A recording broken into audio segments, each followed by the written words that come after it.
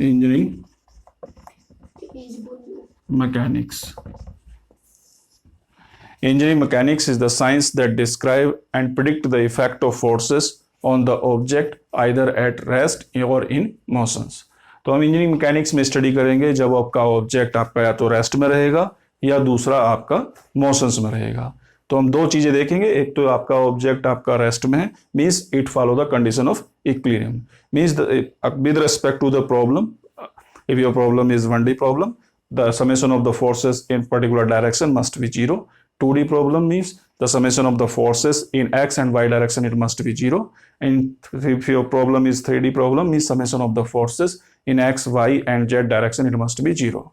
With and also the summation of the moment with respect to the direction must be 0. So engineering mechanics is the science that describe and predict the effect of forces on the object either at rest or in motion, is called the engineering mechanics. First is your statics. So engineering mechanics is the science that describe and predict the effect of forces on the object when it is in rest condition. So it is called the statistics. Second one is your dynamics. So engineering mechanics is the science that describe and predict the effect of forces on the object when it is in dynamic condition or in motion. So dynamics. The further dynamics can be classified into the kinematics and kinetics. So kinematics means it is the study of geometry of motions, without considering the cause of the motions. Means in it we study the displacement number, the velocity and acceleration of the object without considering the effect of mass and external applied load.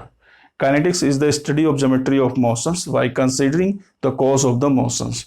Means in it we consider the effect of mass as well as external applied load. Duster. The law of mechanics, the fundamental principle of mechanics. Fundamental principles of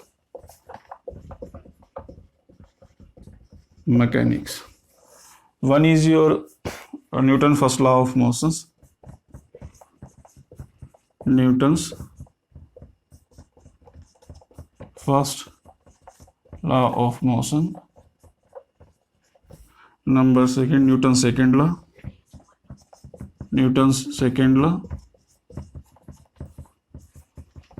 Third is your Newton's third law.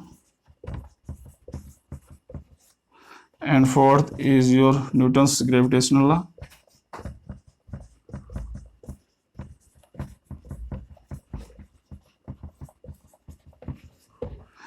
Fifth one is your principle of transmissibility.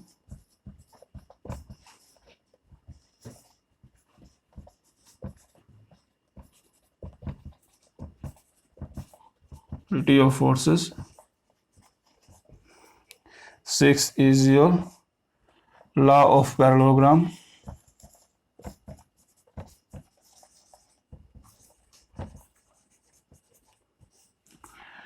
So Newton's first law, everybody, according to Newton's first law of motions, everybody continue in state of rest or in motions unless or until external unbalanced force is applied on the object.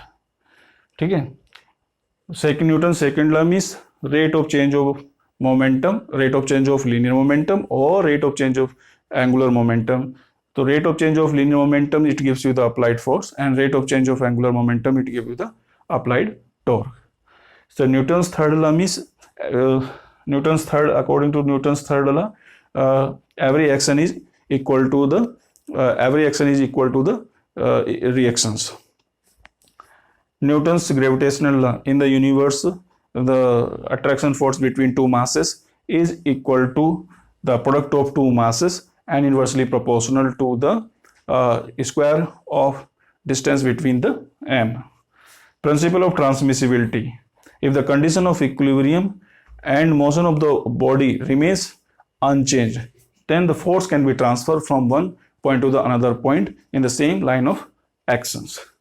The law of parallelogram, if two forces are acting at a point simultaneously, then it can be, these two forces can be represented by the adjacent side of the parallelogram, and the diagonal of the parallelogram gives you the resultant of these two forces.